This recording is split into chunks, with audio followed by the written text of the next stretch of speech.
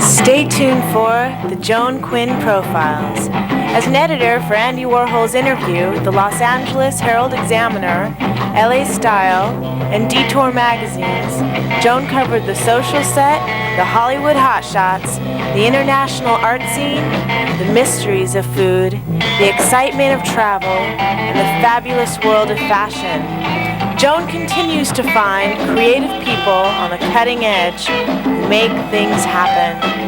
Here's Joan Agajanian Quinn.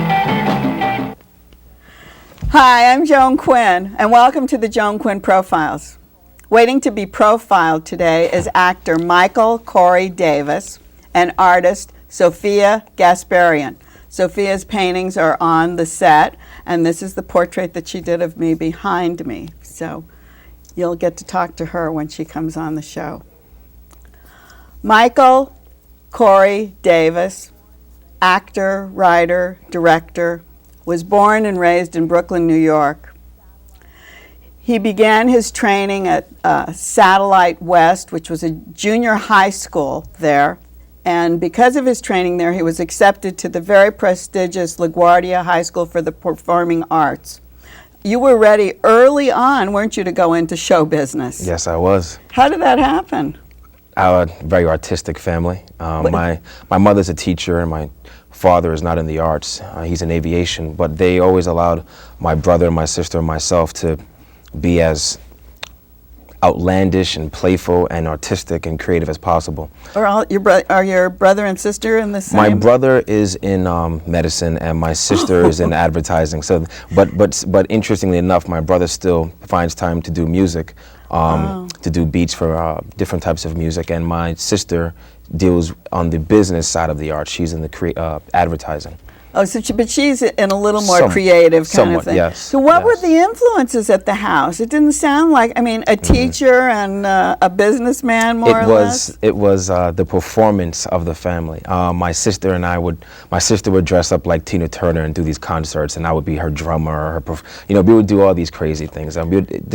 My mother would dress up as monsters and chase us around the house. Oh, so your mother performed? My mother's she was a big performer, big actress, and it just took to all of us, especially to me. But then you went to you went into the Satellite West. Is that what it's called? Yeah. What is that? Well, I went to Montessori Academy, which is a school when I was younger, and we did a lot of performances there, Pirates of Penzance and Annie and all these kinds of plays. From there, I went to a public school in Brooklyn and then moved to a junior high school. The junior high school, Satellite West, was actually at the time for gifted and talented kids, and which I don't really understand the labeling of that, but either way, I had a teacher, Mr. Valdez. I'll never forget Mr. Valdez.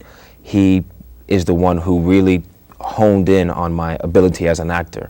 And he just told me, he said, you're in 8th grade now, you have to consider high school. I think you would be a key for getting us, meaning Satellite West, into performing arts high school just by your abilities. So he trained me for 2.5, 3 months before the test. Is that right? Yeah. Oh, so you had to take a test to get into the school? It's a very serious, intensive test to get into that high school. Oh, wow. Yeah, it's based on grades first and foremost, but then just equally as high is the ability. So then that's why when you came out of there, you went right to daytime. Straight into daytime. Actually, that's shocking, though, isn't it, to come out of a performing arts school or high school and go right into daytime performance? Well, one of the things about Performing Arts High was that at least in my year, my senior year, they intensely teach you about career management and also and the opportunities. So you have Juilliard, you have a lot of. You mean where you can go? Where you can go. So they give you the outlets for college. They prepare you for that, and they also prepare you if you choose to go the route of just jumping in the business. And for me, it's like I loved the idea of college. And actually, I got accepted into a number of colleges for filmmaking, which is where my interests also lied at the time.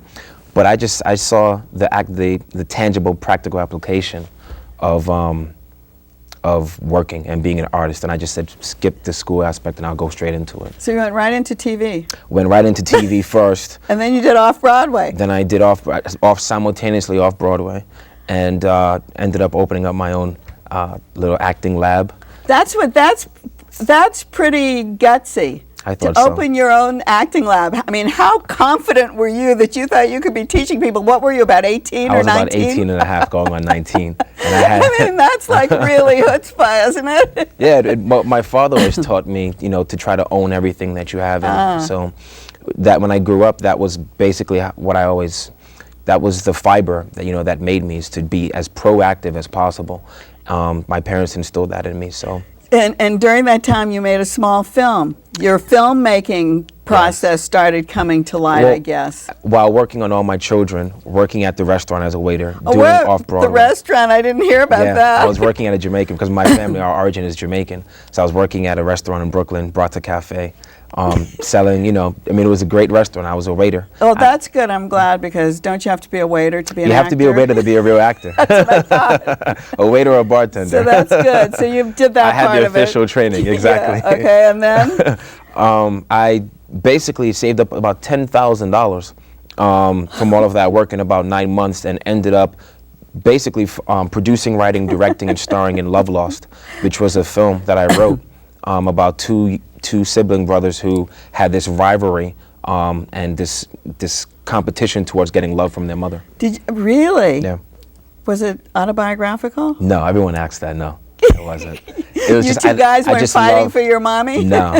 I just love the drama of it all. So Sounded like your mother was right there in the middle, taking care of both of you anyway, that you didn't have to worry about My that. mom was she's a great. Yeah, so how did you have access to studios and post-production and editing You know what? and all You'd that? be surprised what young people are doing. When something is meant to happen, it just does. I found a DOP, a director of photography, and he himself was maybe about 27 at the time, and he had a lot of people who he knew, way older than me, about 9 years older than me, who were already doing their own private work. So they came into your They project? came in, they liked the script, they helped me out, and I ended up getting a small in-house post-production lab where they did everything for me. Then you came to L.A.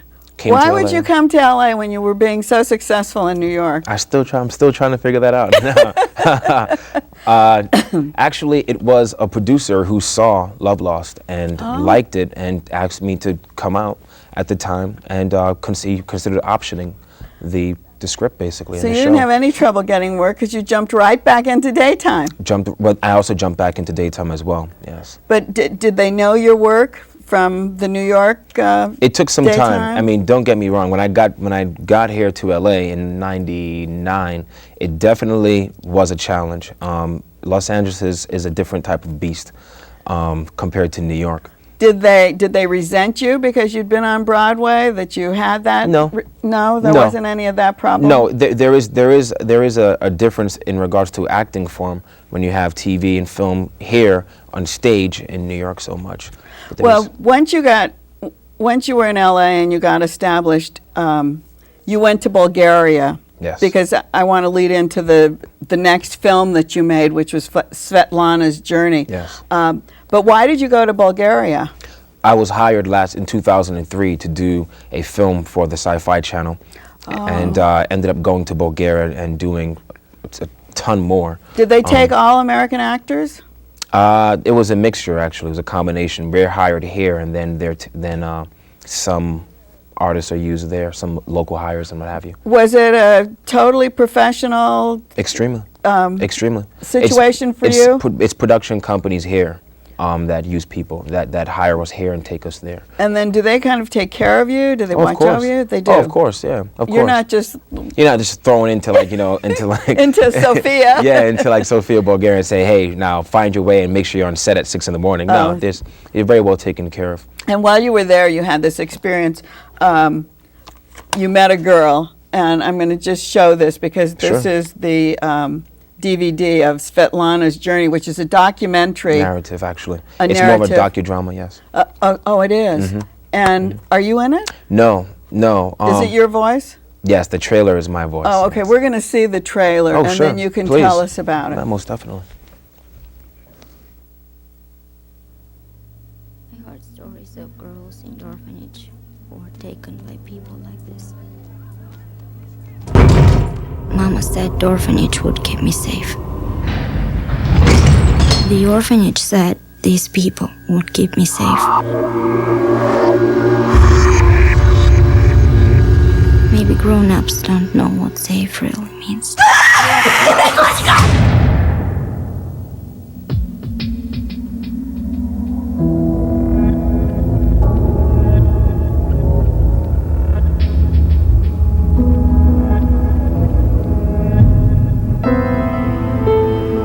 A new place to call home.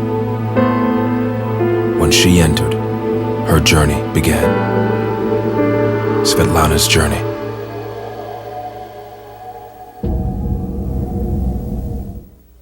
You know, Michael, we talk so much. I'm an NGO to the UN, and all countries are plagued with this trafficking of young women, older women, and it's such a problem in the world. How did you actually get to make this movie? Well, you know, when I was in Bulgaria, I received some fame, some fanfare because of the work that I do on The Bold and the Beautiful. It allowed me, at that time when I was working on the show, people recognized me, what have you. So I got very famous and very known and acknowledged very quickly. Because of it, I was invited to a number of different events, government events and what have you. And I went to a fundraiser for Face to Face Bulgaria, which is they're basically an international NGO as well, with Face to Face International, which is the United Nations organization. And at the fundraiser, I learned about the startling numbers, the stats. I know, and it's not just millions. Bulgaria, oh, right? no, it's it's just definitely not shocking. Bulgaria. It's tons of girls and women and boys and men from so many global routes and countries who are taken and brought even to the United States. And there was a conference that I just left recently in Texas, finding out about the large numbers of people who are brought here. And how they're fooled. They're really innocent. How they are fooled into Almost thinking, all of them are innocent, aren't they? They think they'll have jobs here. They think they'll get schooling here and things like that. And actually, in the case of Svetlana, it's a little bit different because her adopted parents sold her for 10,000 euro to a family in Holland, and basically to a pimp family in Holland. And she was abused, raped 15 times How a old day was for she 8 when months. they sold her? 13 years old. 14? 13. 13. 13. It's a very startling story. It's one of many stories that I heard from actual kids that I met, because when I was there in 2003 and 4, I traveled with Face to Face to a number of different orphanages, so I could speak to kids about, just Were the they quality open? of life. Were they open with you? Very much so open. They were extremely happy to see just someone they deemed a celebrity come in and talk to them. And I mean, I stayed 2-3 hours with some of the kids. It was a great time. So how long is this film? The film is 40 minutes long, so that it was made for 40 minutes so that I can put it on TV in That's Bulgaria, what I wondered. and for the other 20 minutes or so have the people at the NGO actually speak about not only the project but about the cases and the help that is out there for these young girls and victims. I praise you for doing this work, because not enough people know about it, and to have somebody who has a celebrity being himself and also going out and doing something for mankind is fabulous. Thank you. Thank you, Michael. Oh, you're welcome. Thank you very much for being with us Thanks today. for having me. And don't go away. We'll be right back with artist Sofia Gasparian.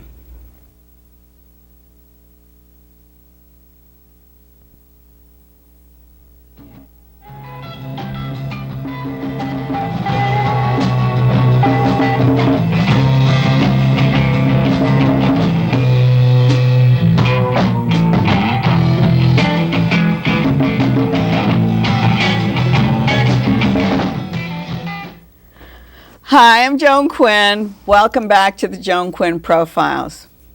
Artist Sofia Gasparian was born in Armenia and as a preteen moved to Los Angeles.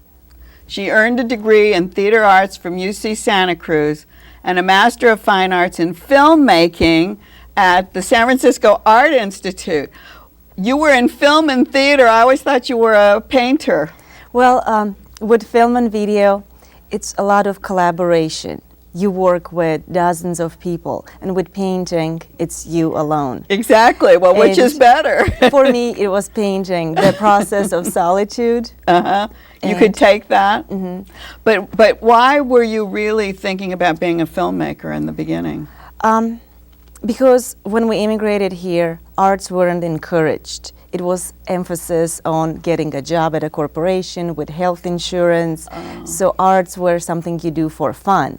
Which is on what your we spare did time. in the U.S. in the 50s. You had to go to college to be a teacher or a nurse or something with a Earn the profession. bread. Yes. And you do your art as a hobby. And the life circumstances led me to UC Santa Cruz, and I didn't speak English, so I learned English there pretty much. Really? How to read and write. And But that was a pretty loose campus, wasn't it? it was like being in the 60s. Uh-huh. And from there, I discovered their film and theater department, which was amazing, and made movies. And I had a portfolio, and I got into San Francisco Art Institute the first year I applied. Because of your filmmaking? Film portfolio, yes. Ah. Yes, yeah. But that was such a wonderful, fertile ground for painters. Did that change you? San Francisco Art Institute. What happened is I was doing experimental film and video with filmmaker George Kuchar. That's one of the reasons I went to that school. Oh, I see. I'm a big fan of his. And what was he doing? He was teaching there. He has a class he's been teaching for over 30 years. And his style? And his style is very psychotronic, experimental, and he was one of the first artists who went from 16 millimeter to video. So you knew all about that? All about that, yes. And I went there to study with him, and San Francisco Art Institute was so experimental, just from the beginning of time, and I started doing installations with paintings and projected video and sound. Were you painting yourself? I was painting for those installations. Oh, you were? Yes, and showing films and videos. I see. And then I just decided that's what I want to do. I want to paint. But the thing with your painting is it shows the transition. It seems like your paintings tell stories, so they're almost films in a way. They are, because I appreciate landscapes from centuries ago, but I'm not interested in painting landscapes. So narrative is really important in the work. Each painting means something, and it takes the longest to compose it, to come up with the idea. Are they political? They are socio-political, and that's why I take innocence and childlike images. But the messages are political somehow. But I don't consider myself as an activist. I see. Because I'm an artist. My work happens to be socio-political. Did you have to take more classes when you decided to be a painter? Yes, I took a class at Santa Monica College. Oh, you did? I took a collage class and collage history class. So collage actually is a big part element of your work. Yes, it is. And then I took a class at Art Center with Clayton Brothers, and my husband Tate Mosesian is an illustrator and an oil painter, and I took most of my lessons from him. So you have, once you decided to be an artist, you were totally immersed in painting. You totally immersed yourself. Yes. I drew and painted since early childhood. Oh, you did. But I took a break because I had to learn English and get education. And I went back and I took some classes. You talked about the Clayton Brothers at, where is it? Art Center, Art Center in Pasadena. Was that a big influence on your work, or had you already started I this? already started, and I started to be in group shows in Los Angeles and New York, but taking that class, it summed everything up. And what was it basically? History. Tell my viewers what they do basically, what kind of They artwork. teach illustration. They teach illustration, but they shifted to fine art. And their work is very loose, very, I won't say experimental. Some people call it folk art. But oh, really? Yes, but they are influenced by that. Well, what style would you call your work? I call it Armenian manga, because manga, that's the Japanese. I'm very influenced by the pop culture, and I adore Japanese manga. I was just going to ask you about, is anime art part of your psyche? It is. Big influence. I traveled in Indonesia, and I actually studied what the artists who paint manga influenced by. Well, do you think that'll last as an art form? We're calling it manga. They call it anime as well, don't they? And they call it Yes. video and pop art and all And different. here, like some places consider it cartoonish, and they Cartoonish, don't yeah. even consider it fine art. But to me, I think it's what the painting is about. If there is content, if it's conceptualized and there's content, then it makes it a fine art versus an illustration or a cartoon. You curated a show for the Modern Museum of Art in Armenia. In Armenia, it How opened. did you think of doing something like that? I just had that idea to do a requiem for the genocide for the longest time, and most of galleries and museums don't want to show genocide-related subjects because they can't sell it. I see. Majority of people don't want tragic paintings on their walls, so we were rejected from a lot of venues in Los Angeles, and we decided to do it at the Museum of Modern Art in Armenia and make it part of the 90th commemoration, So, which is this year. In following with your curating that show, it was an open process. You had people apply, send you Yes. slides. Lots of advertising and marketing, and people were sending slides, and the committee was actually formed in Armenia with the museum director. They selected the pieces and the artists. And the museum director is Henrik Igitian. Igitian, yes. And he founded the Modern Museum of He did, Art. yes. And he is an art critic, As and well. that was really important to us. So you sent all of the, did you go through it first and pick out so many that you thought were worthy and then send it to him? I did, yes, I did. But after you got this show mounted, which is a great thing to do, you decided to open your own art gallery. Yes.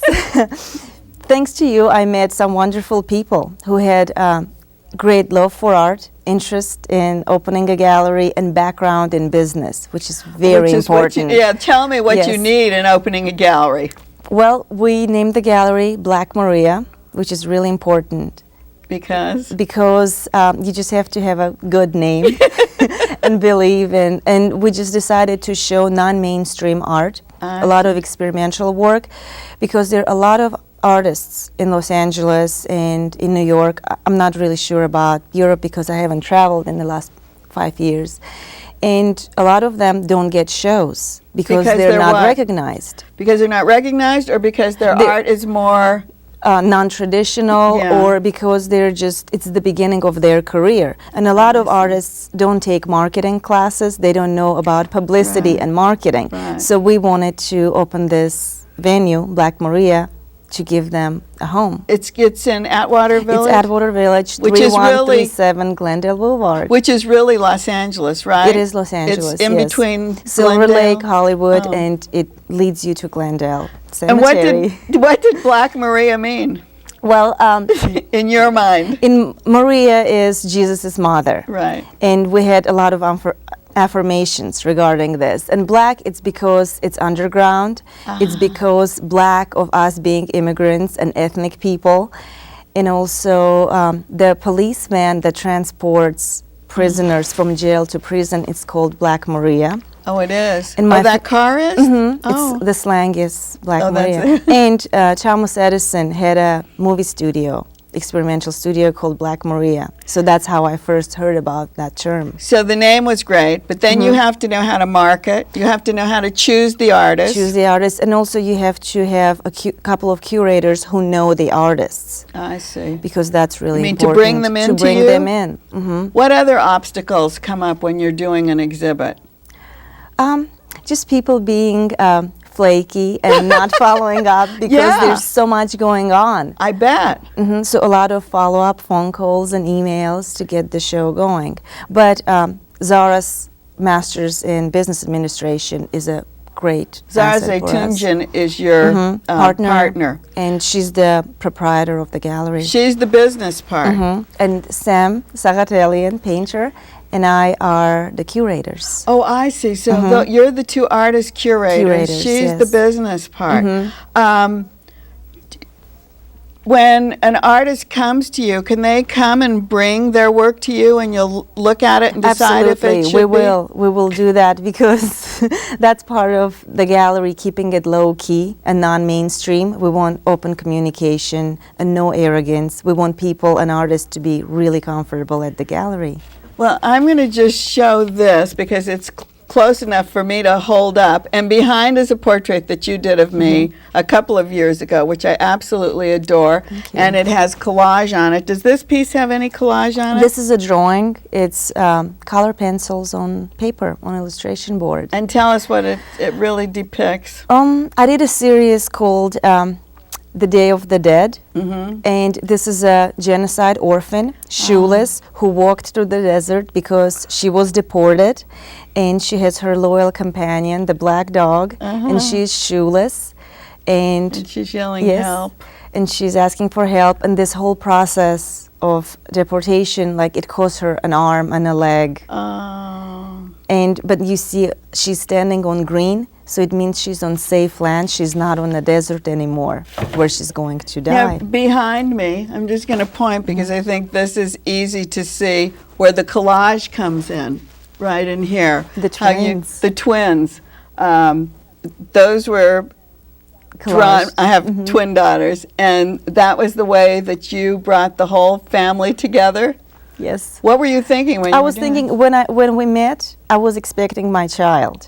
Right. Yes, and then I wanted to paint you, and I wanted to do something original. And I thought, why don't I paint you when you were expecting your twins? And look at my legs. Yes, legs retaining water, but arms are thin. Arms are thin. And the jewelry's there. Well, you really get the spirit of what's going on. And just like this painting where it says hot at this time, each thing is something in your mind, right? With this one? Yes, because it takes a lot to research, to do research, and that's how they come to life after doing a lot of research. That has so many different elements in it. And this white spirit? White spirit, it's very personal piece. It's the reason my ancestors left Turkey is the genocide. It happened because they were Christian. But when I grew up in the 70s, it was all communist and denying religion, which was what our ancestors suffered from. I see. And it's just showing the balance that even though we were tried to be molded into this white, spirited person, we didn't. We held our own. We held our own, and you held your own today. Thank you.